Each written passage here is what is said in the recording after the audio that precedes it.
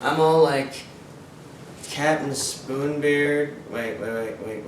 Arr! Here be me tale of woe. Explodey. They're gonna explode. I'm gonna explode. A kitty! It's a kitty! Notice anything? It's not just the fact that my mouth is practically back to normal. My entire body seems not too far off from normalcy after more than 2 decades. Is that a woodpecker? After making this video, my mind has been healed just as profoundly. The sheer relief that I feel from having recorded perhaps the most meaningful and surreal, if terrifyingly real, account of my life quite honestly seems to me right now, at the moment, actually worth having lived it just so I could make this video. Remember that. As for my mouth, it's January now. It's noticeably better than the other stuff that I've recorded where my lip is curling under. After 3 years or so, it just feels amazing to have the rest of my emotional expression feedback loop filled back in. For a while I thought it was impossible, and my mind is blown. That is amazing. But that has nothing to do with the story that I have for you today. Neither does my neighbor's cat. It's a kitty. Hi, kitty. Kitty. Kitty. Kitty.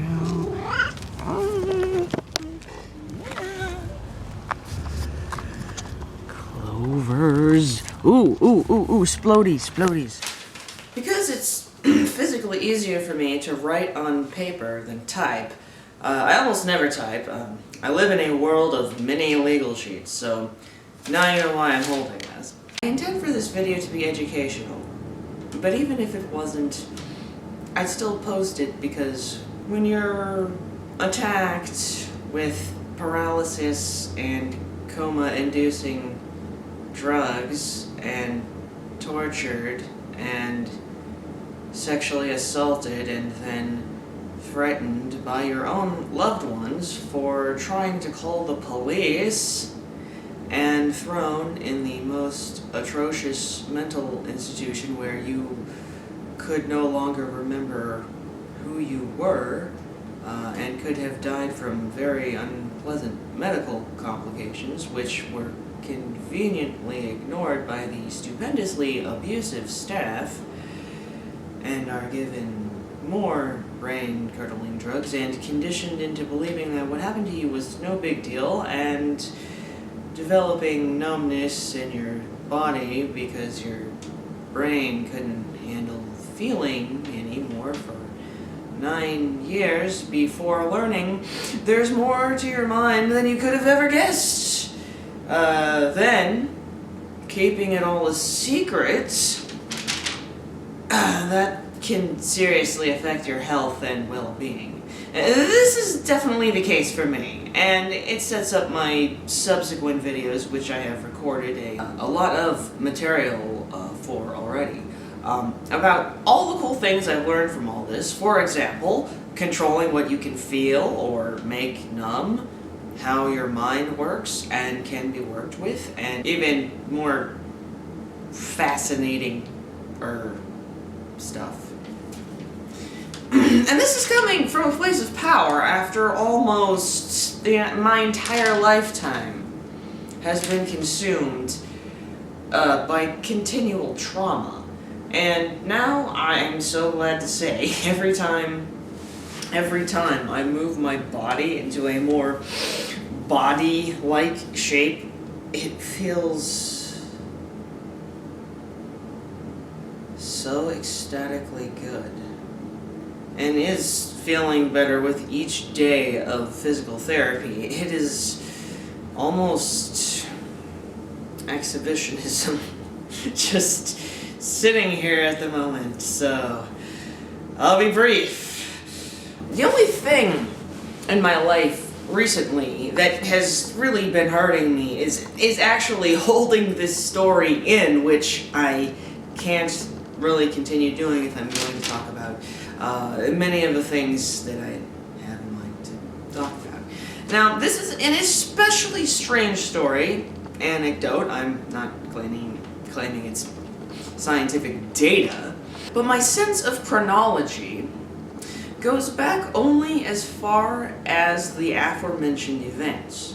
In other words, I literally feel as though I came into an existence in 2003, even though I didn't ultimately lose my memory. Now, I don't fully understand it, but it's as though the sense of self that went into the situation was cut off and discarded. So the new sense of self has always felt this massive piece is missing, which it was, of course, brutally punished for and told to be ashamed of and afraid of and never admit to. And all these secrets have been weighing me down and keeping me from connecting to other people in so many ways. It feels like I'm dragging a chain around all the time. So, if you're interested in what happens when I drop this chain, stay tuned.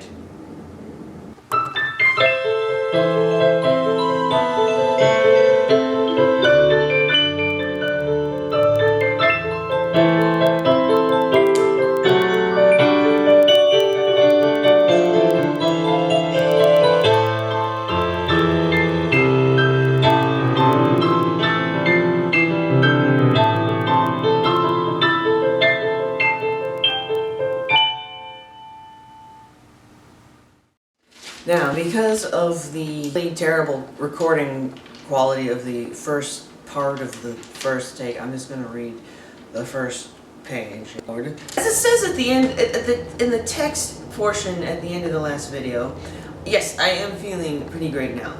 Thanks to both cannabinoids and self-suggestion, I was able to get enough pain relief and thus sleep, and started shooting more videos by early October. Did a lot of stuff that I'd wanted to do in the previous video with the whiteboard and whatnot. Talked about how grateful I am, of course, to be out of pain after 21 years of horrible, disabling pain. Yeah. Pretty big deal. In one of the first clips, I feel compelled to take advantage of the fact that I'm still somewhat physically disabled and disfigured, so while I can demonstrate the damage that gaslighting, or crazy making, can do to your body, I explain how I was blamed for having a lot of trouble keeping my balance and getting food in my stomach. Oh, breathing? Yeah, that's important. Because there was this squeezing in my abdomen, and it was so hard that sometimes either could not stop speaking, or it was so hard that I could not speak at all. And especially when I was sitting down in classrooms, in vehicles, I just thought that it was purely emotional, and here it turns out that my physiology was triggering this. As long as I can avoid waistbands or leaning forward too far, that simply doesn't happen anymore. I mean, it just doesn't occur. People used to say that this was all part of my personality or my attitude. It effectively gaslighted me into thinking that there was nothing physiologically wrong. Yes, it's quite astonishing how unaware someone can be of their own outward physical condition and health. It's basically like being brainwashed by a cult, so no doubt many of the skeptically inclined would be intrigued. Right after recording that last part, I came down with a bizarre illness involving really annoying sores on my extremities, and during that time, the idea for this video came up. Because it's somewhat like the video I just described with the bodily difficulties, except it's much longer and more self-involved, and it's also way weirder. And so at first I resisted, because compared to the other video that I just described, this I'm trying to move away from that sort of thing, right? So instead I will start with this video, so that from here on out it will be a lot lighter. One thing I like to be upfront about is that I don't label myself, or usually people in general, because the truth is, we're all human beings. We're not Americans or doctors or Republicans. Those are just words. That's one reason I didn't like the name of my old blog, Mad Science Writer. It's catchy, but no. Yeah, I like to speak without labeling or nominalizing, which I will go to in the next video. Granted, it is difficult to relate the story without using some of these labels, so I will, but just bear that in mind. As we'll see in the next video, labeling is just part of a larger process called nominalization, which I also like to call omnominalization.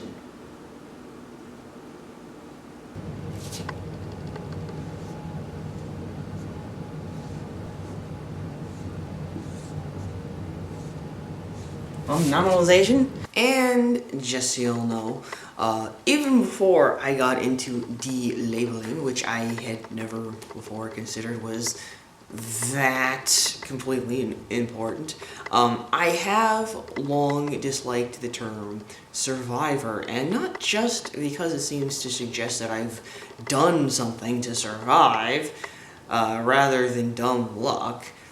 By the time I got to TAM 2012, I remember asking people if they thought it was strange that I told them something about what I had been through, even if it was just a few sentences, and they would tell me that it wasn't as strange as the fact that I asked them that question, for reasons that should become apparent. I was feeling very anxious about letting anyone know anything about the events I'm going to discuss here, except that I was so traumatized that I lost sensation in various parts of my body since the event 9 years before.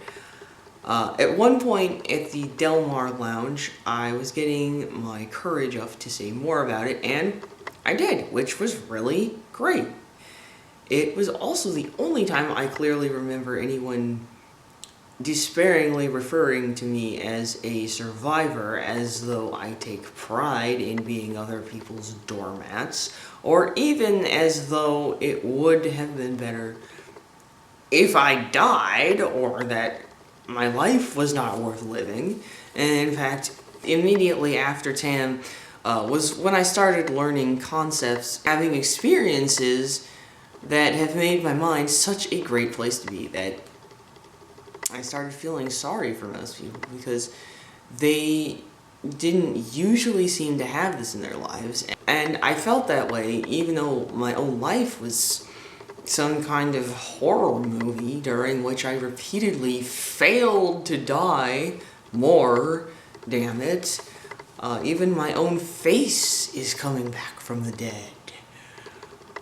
And this person, who is fairly well known among the skeptic community, despite all that they have done in life, everything that they have that I don't have, I would not trade my brain doing what it can do for that.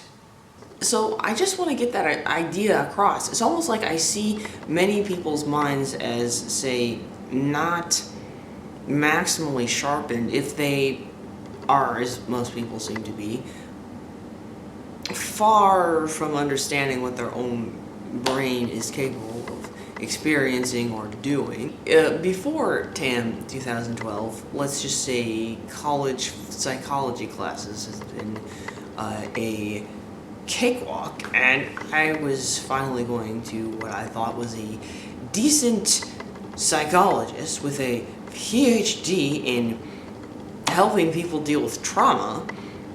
I told him about the challenges of being treated horribly, especially by my psycho boyfriend, who I'll call X, and because the psychologist used his cognitive behavioral therapy skills to tell me that he had no idea what was wrong with my life.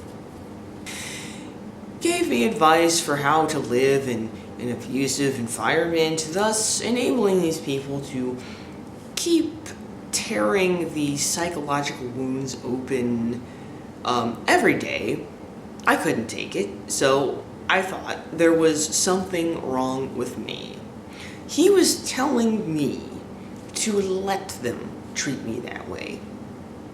But then, while I was at TAM, I told a bunch of people what I told my psychologist, and they all said, "Don't let anyone treat you that way." And I said, "You're right."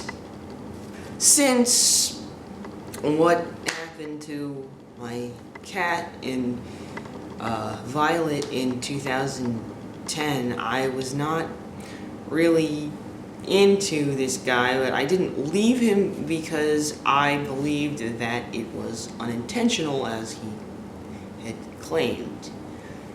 By the way, Violet succeeded at dying really well. After TAM, as I said, I was introduced to people and ideas that changed my life. And 2 months later, I was able to make the sensation come back in my body after 9 years. I'll go into that later. Overall, physically, I'm in better condition than I've been in decades, although my face now feels like a Picasso painting, as I've hinted at. Sometime I will have to share with you what it's like to have part of your face rewire itself. It's not how I thought it would be, but in this video I want to share with you all a much more dramatic rewiring oriented story, an extreme case of gaslighting. It's extremely gaslighty. So, for my podcast, Skeptophany, I never explained what this event was, because I was planning on, waiting for the right episode to talk about it. I never recorded anything about it. I wanted to work up to it, to avoid sounding pretentious, or so somehow it may be special, which it certainly does not. And then I went to YouTube and saw that people share their stories all over the place. And I figured probably there's an audience for that. So I was originally just going to be as brief as possible and purposely not do near adequate job of representing what happened at all, which is fine if you're trying not to drown your audience or spend excessively long periods of time holding up pieces of paper in front of your face directly on camera, but you know, who am I to say? And I realized that that would mean that I'd eventually have to finish the story, and the pressure of that hanging over my head was becoming unbearable. Oh no. Why does the ones that I'm not trying to get to explode? I just want this recording to be done with. The sooner I make it, the sooner it can be in the past. Now, I had a headache for 2 years after that event, but it stopped soon after I wrote about it extensively on my first blog, which I'll have to link to somehow. Yes, in the doobly-doo or something. I do mention a couple things I didn't bring up before, which I explain later. So, on the one hand, I hate to be so self-involved, but on the other hand, I can't seem to focus on anything else. Essentially, since I wrote that last bit of text at the end of the last video, published on October 5th, I deviously put a heavy weight on my own mind because it says that I will share something about how my ego or sense of self was demolished in 2003 and I had to rebuild. What exactly did I mean by that? I could have worded that a bit better since I quite enjoy the phenomenon of ego death, which isn't at all what it sounds like. Actually, it's one of the most meaningful experiences you can have. So I want to make several videos about that, but that's not what I'm talking about here. I'm talking about almost the exact opposite. It's more like pretending your own wants and needs don't exist just to please others. Whereas ego death is very much an earth-shattering experience, or mind-shattering, or whatever. It refers to experiencing reality without the filter of your ego and all its biases. Anyone can use this ability to help keep them more grounded in reality, thus obvious utility to the skeptics community. In this video, especially, I will give examples of how my sense of identity was almost erased off the planet from being coerced into pretending my problems didn't exist because other people couldn't accept the facts, or whatever. That above everything has caused the most misery in my life, and so I shall have to illustrate how the mechanism works. Now, one of the main foci of this channel is that the self is a process, and you can perceive and manipulate it as such. Unfortunately, I have also found that some people who would be helped most by these ideas hear that it is possible for them to learn how to control what is going on in their own head, but are so disempowered that they react as though I'm some kind of know-it-all who's never suffered as much as them. Well, you know what happened to me? My dad died when I was 11 and I still have PTSD. You have no idea. So if I avoid sharing the fact that I've lived 3 decades of my life with plenty of trauma and stress, some people anyway just assume that their suffering in life has been way, way worse than mine. Not that it's a contest or anything. How dare I challenge their victimhood? So therefore, I'm thinking that if I share about my own life, then when I talk about what I learned from it and how I recovered from it, that it will make more sense and be taken more seriously and serve to inspire others to know what is possible. Keep in mind, right now, I'm at the highest point I've ever been in life, and this story was the absolute rock bottom. People have said that I should write a book. Well, how's this for a start? Billy Cat. Billy Cat. This is the 2016 mini legal pad version of this account. I shall read this and also a few notes of comparison between this and the 2005 blog version.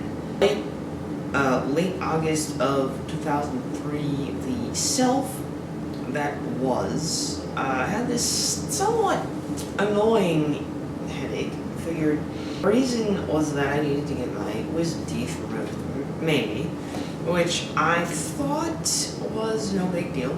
You just get a local and they take out 2 at a time. I'd had other teeth removed because there wasn't enough room for them in my mouth, so it's no big deal. But the place that my dentist's office referred me to was the notoriously creepazoidal Dr. Vinegar. I was sure to mark local anesthesia on the consent form before signing it. Yet, according to Veninger's only description of the procedure, I'm serious. He said, "You'll go to sleep, wake back up, and your wisdom teeth will be gone." He grabbed the form and then more noticeably marked the option for essentially sedating me into a coma, which he insisted was literally, or at least practically, the same as sleeping at night in your bed. I immediately started fighting with him over this, and he took the form and walked away. And I turned to the woman behind the counter, and she immediately acted in his defense. And she kept repeating the phrases. This is interesting. She kept repeating, "Go to sleep, and everything will be fine."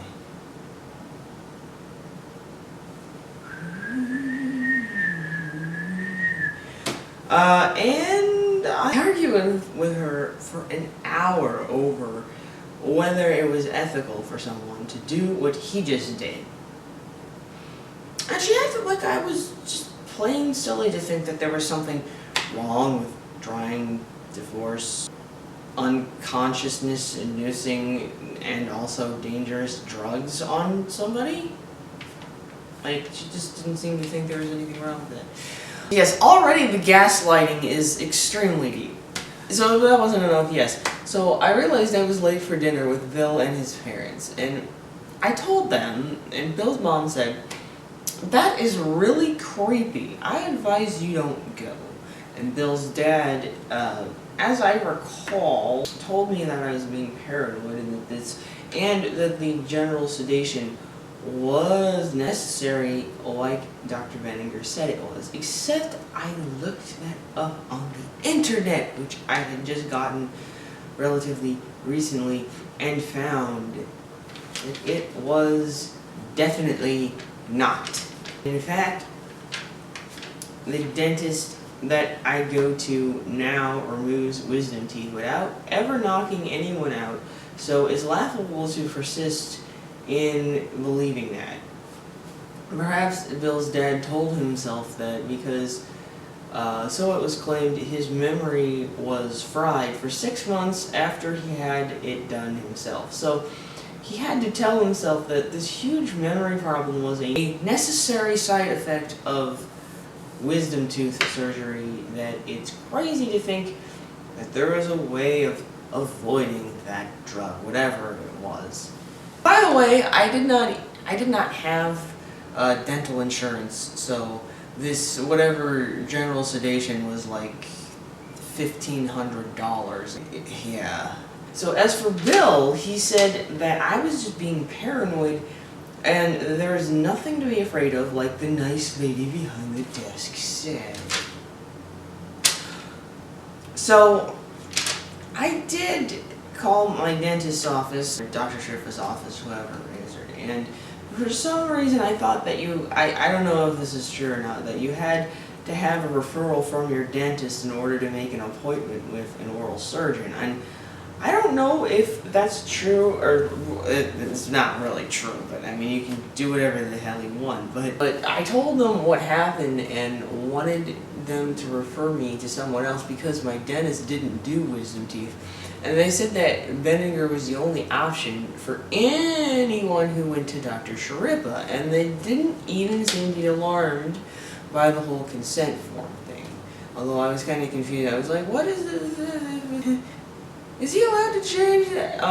Yeah, and so I didn't think that there was anything illegal or unethical happening. Like, people just didn't really seem to understand what I was talking about. And my mom said that when she went to Dr. Veninger, he tried the same crap with her, but she drove herself to her appointment and had no one to drive her home. So she convinced them to do it with just a local anesthetic, and she said it didn't hurt at all, but boy were they uncomfortable. because they kept forgetting that she could hear them. So the pre-destructed sense of self that once called itself me thought, of course, that's brilliant. He won't be able to counter that logic. And really, and naively planned to do what she did. And yeah, maybe that would have worked. Maybe. But then, Bill insisted on driving me there.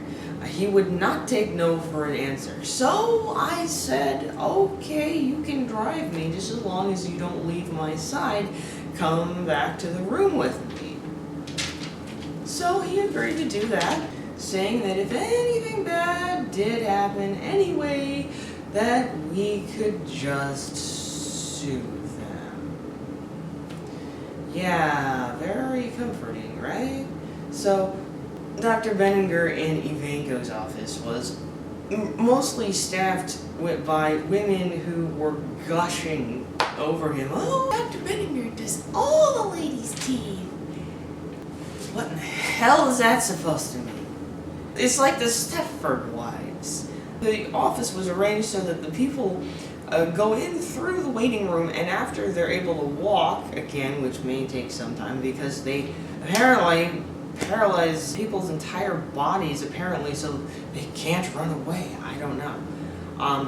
Then the person stumbles incoherently out the back door, out of sight of people in the waiting room. So after talking about this with a few other people, that if I feel uncomfortable with going there, that I shouldn't go. And Bill told me that there was no reason to feel uncomfortable, that I was imagining things. And I wanted to be able to talk to my new psychologist that I hadn't even seen yet. But he was on vacation. Most therapists were abusive towards me, so I was afraid to talk to anyone else. Bill was giving me a hard time about being afraid of Dr. Benninger. I remember feeling so ashamed that I went to the appointment. And he said that he would protect me. He said that. And when they said, no, you can't go back there with her, he just said, okay, and like hugged me and pushed me through the door, smiling and waving like it was a joke. And one of the Stepford women physically moved in between me and him and essentially herded me through the door and into this really narrow hallway. I said, I'm not going in there unless I talk to Dr. Benninger first. And she said, you can see him in a minute. At one point, I tried to go back to the waiting room, and they said, once you go through this door, you're not allowed to go back out again. Sorry, it's our rules. Like, it's a roach motel or something. Like, seriously. And for whatever reason, I just felt stupid. Some tech girl with a clipboard was asking me questions, and I told her that I had not taken the Valium they had prescribed. Instead, I had caffeine to keep me alert. She didn't seem the least bit concerned about that. I also told her that I really had to go to the bathroom, but that my body was so tense that I couldn't. Unfortunately, that's a big part of the story because I lost control on my bladder. Also, I thought I was going to have a bunch of diarrhea, but instead, it was 12 days of intestinal blockage. But I'm getting ahead of myself. So I remember being told that I could see the doctor. I was told to sit in a chair. I was sitting with my feet over the side, and Benninger came in and said, "Ready for surgery?" And I said, "No," and started to argue that I didn't want general anesthesia. That was the wrong time for arguing that. He just kept his back to me and refused to respond to anything I said. more minions came into the room, and I told them that I refused general anesthesia, but they acted like they couldn't hear me. So I just kept thinking that as long as I kept saying that I had to go to the bathroom, they would give me a chance to go. But they didn't. They put my feet up on the chair and an IV in my arm and a heart monitor on my finger, and I tried to take that stuff off but and put my feet back on the floor, but they stopped me and reclined the chair. I was terrified to feel the effects of these drugs taking hold. It was the first time in my life I remember shaking in fear wildly and uncontrollably and not being able to make much sense. And the only clear emotion was that I wished I'd never been born. I felt like I was buried underground, like I was dead and being dissected, like I couldn't breathe. Why weren't they killing me quickly enough? They pulled down my pants to clean up the urine and made some kind of comment as though I was a whore or something. The physical pain was unbearable, but the humiliation and feeling as though I was literally being raped, feeling violated, demoralized, just a used-up piece of human garbage that seemed to go to the point of actually feeling as though the person who was being given this drug was killed by it.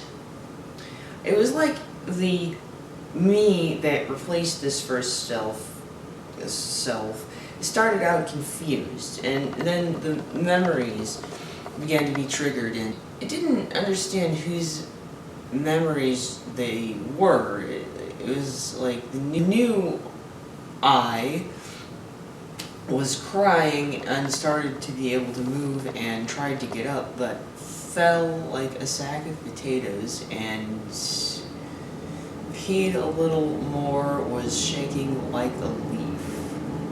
Two of the Stepford wives came in and dragged the brand new me by the arms into another room where they bullied me for being too weak to sit up. My brother later told me that he went there too, and it was kind of horrible, and they bullied him for not being able to sit up either. And he couldn't walk for a little while. Well, for me, understandably, feeling as though someone had been murdered, I wanted to kill Dr. Benninger, understandably, and tried to stand up, but I fell on the floor. I didn't even get close. And he said, "I don't buy your crying and falling down act," and walked away. And before he walked away, I remember reaching my arm up, wanting to strangle him, but couldn't get up. Oh yes, the headache that I was hoping to resolve, that lasted 2 more years, or until around the time I vlogged about this in 2005. Not long after that, I left Bill.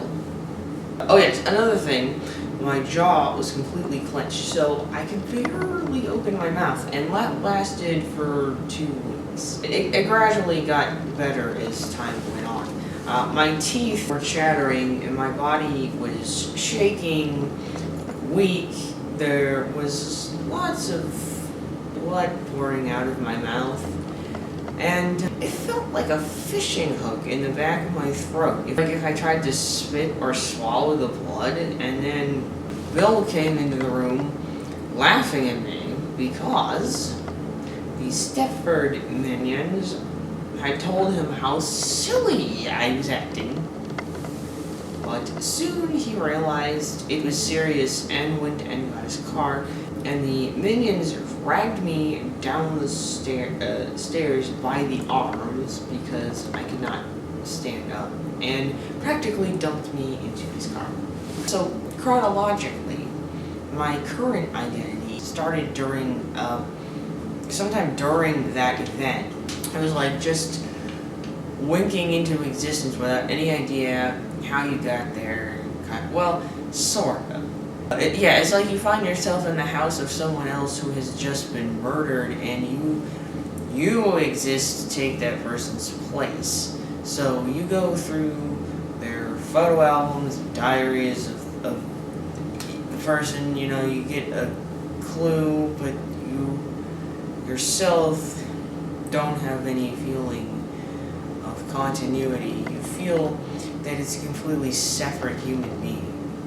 And you feel that you will never have access to them because they are gone forever, seemingly, and I had to take their place in the middle of this. Why this happened, I don't know. At Nexus, Northeast Conference for Science and Skepticism, I talked to one of the speakers, the skeptical dentist, Grant Ritchie, and another skeptical dentist, Spiro C. something like that. And they had no explanation for why this would happen. From some drug like propofol or something, I have never figured it out. That's just the way it is. All I can say is it may have resolved itself if I was then free to not be sedated and traumatized again the same day, then drugged out of my mind with no medical treatment or pain relief for almost 2 weeks. Actually, I didn't even get pain relief after that. How that happened was, Bill went back to work at an aircraft company, and my mom got me and refused to let me call the police. She was screaming at me and fighting over the phone receiver. The entire front of my body was covered in blood. She refused to do anything, and I was able to remember that she always did this every time there was a medical emergency. You know, because the strongly emotional memories are easiest, they come through, you know, the fastest, and she would just pretend that it wasn't happening. See, so when there was a medical emergency, she would pretend it wasn't happening. So I said, no, not this time, I need help now. And she was so off in her little hamster wheel world that she blamed me for what I was going through. Really wasn't all that bad. I was just being a wimpy little baby about it all. So I defended myself from her dangerous behavior by punching her in the shoulder, and the stimulus helped snap her back to reality, and I was able to get it across to her. Finally, I seriously need help. And so her and her boyfriend took me to the ER. I was crawling through the door because I could barely walk, but I stumbled in, and I remember trying to tell everyone what happened, but I couldn't get anyone to care. I couldn't get them to call the police, to make a police report. They wouldn't react to anything I said. And my own GP, Dr. Madreleos, was there, and little did I know, he thought, in his medical opinion, that I was crazy like my dad, but he never told me. But he told my friend, and my friend didn't tell me for 2 years. I'm not sure exactly when, but my friend didn't tell me for 2 years for fearing of offending me. He also told my friend who was raped, oh well, men have needs. Yeah, so rape's cool, yeah. What got me to stop going, I think before then, is when he said that I would always be sick unless I accepted Jesus Christ as my Lord and Savior. So why did you go to medical school then? So back in the CMER, the crazy making emergency room, he listened to what I said, but didn't give me any feedback. And it turns out that Dr. Madralejos and Dr. Benninger were friends. So I wasn't being given adequate pain relief in the ER, but was given sedatives. So that triggered more flashbacks and disorientation, all of that. And I didn't know what the hell was going on. Eventually someone had me fill out a form saying it was for some clinic, some place that could address the sheer amount of physical pain that I was suffering. Keep in mind, I was also in pain and could barely walk from past medical neglect, like the rest of my body. So yeah, that sounded pretty good. About midnight, an ambulance arrived to take me there, and I was still bleeding and in searing pain. I explained what had happened to the guy in the ambulance to the people at the clinic, and nobody said anything in response. They didn't even care how much pain I was in. They wouldn't give me any pain meds. They just told me to lay down on this foam mattress in a room. And then it dawned on me, literally at dawn, because I could see silhouettes of bars outside the window. Oh, I get it. They lied to me so that I would sign myself into a mental hospital. Oh, okay. Where I was tormented and made fun of by the orderlies on a daily basis for everything. Before I could walk, as though I wasn't having enough trouble walking, the drugs made it a lot more difficult. They even thought that it was amusing to drag me by my ankles every time I crawled to the bathroom door until I peed on myself, and then they laughed and said that I only did that because I was crazy. Yeah, nice folks, huh? And I couldn't swallow, so I became so dehydrated that I couldn't even pee for 2 days. My mouth was bleeding for 6 days, and I was bleeding from my ass because of the blockage. See how this is kind of, yeah. And then, because I was off my hormone meds, it became that time of the month. I'm not going to get into that. It's also very strange. But that was really bad, so I don't know how I didn't bleed to death or die of pain, and I was shivering uncontrollably for days. All they did, and my teeth gritting and chattering, all they did for the first few days was continually sedate me, causing, you guessed it, more delirium, more trouble moving, more confusion, more flashbacks. I didn't even know where I was most of the time. I had no idea what was happening. Didn't remember what my life used to be like. It was just bits and pieces of memories. So I took cues from the environment around me. Oh yes, of course, that's how you orient yourself. You look at the crazy people around you. All my peers were talking to beings that weren't there, or hearing their family getting shot down the hallway at midnight, or whatever. By the way, I actually had conversations, these schizophrenic people, like I was in their world of insanity, just like, okay, just asking them about it. It was really, I seriously, it was like that movie Patch Adams. It kind of reminded me of that. It was with the squirrels, you know. Anyway, I wrote about that on the blog post. If you want to, yeah. So I demanded to speak to someone, but they just kept sedating me by injecting me with a giant syringe in the hip, which hurt because I was having a lot of sciatica at that time. I remember counting 10 needle marks just on the right hip. Both hips were bruised blue by the injection sites. Any sense of identity that I was gaining back was just going away again.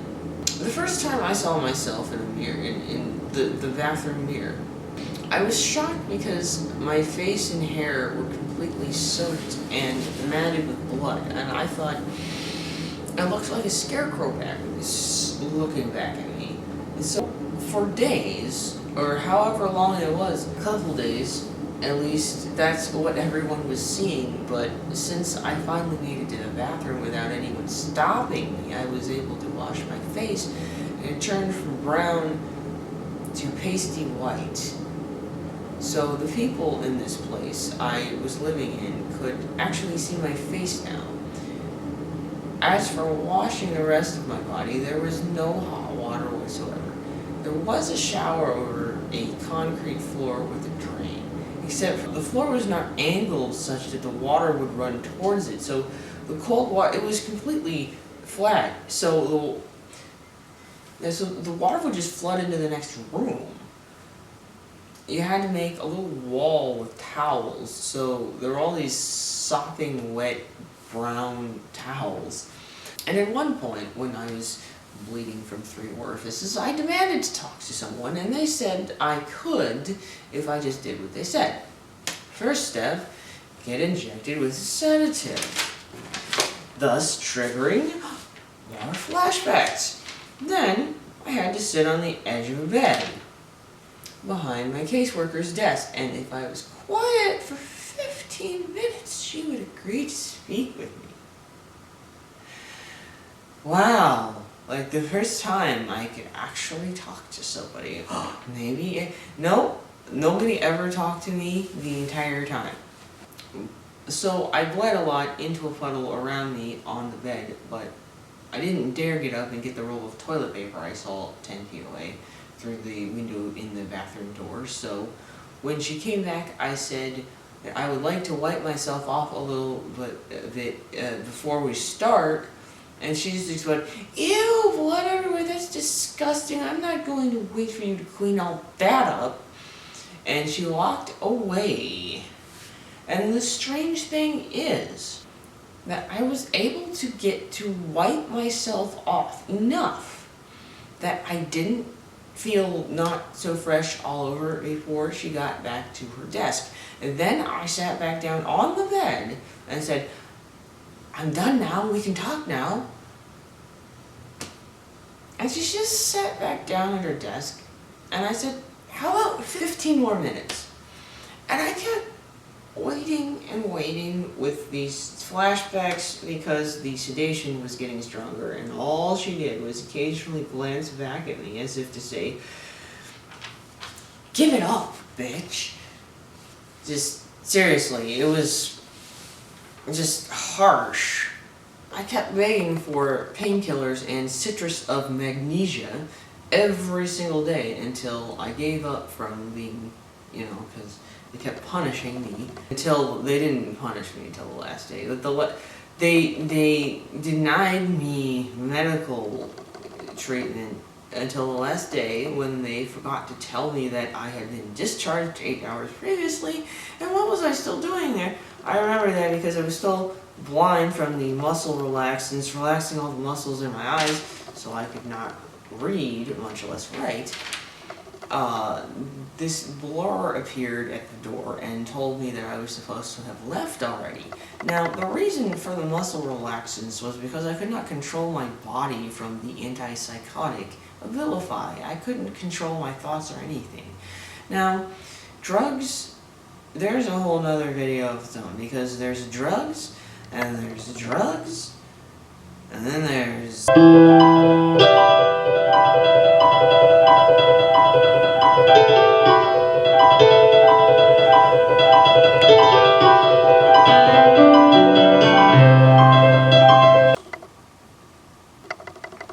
But I'm getting ahead of myself. But they used a glass instead of a plastic cup and kept urging me to hurry in case someone used the glass as a weapon. Finally, they brought me some citrus of magnesia because, 12 days? God. I could have died, seriously. And they also offered painkillers, but I just said, "No thanks, I'm just so used to the pain that it doesn't even bother me anymore." and my mom didn't even want to pick me up because it was 8 p.m. and she wanted to go to bed. But she did anyway. Yeah, what a trooper. Meanwhile, I had spent the past 12 days in abject misery being programmed to think that Dr. Benninger didn't do anything wrong, that I was reacting wrong, that I was subhuman just like all these poor schizophrenic people who would not be suffering like this if they only had a healthy environment to go to where they were safe. Seriously, I think the really dangerous people were on the wrong side of the plexiglass wall. And getting out of those walls was only the first step at getting free from that environment. All the stuff was thoroughly wrapped up in my newly forming hamster wheel. And yes, it kept accumulating more BS once in the outside world. If you don't think it could get much crazier than this, stay tuned for the second half of my very own Gaslighting Extravaganza, where I was expected to just pretend as though nothing ever happened.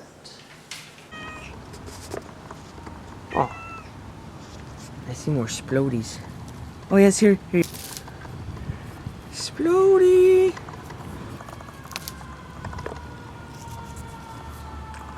They're not exploding.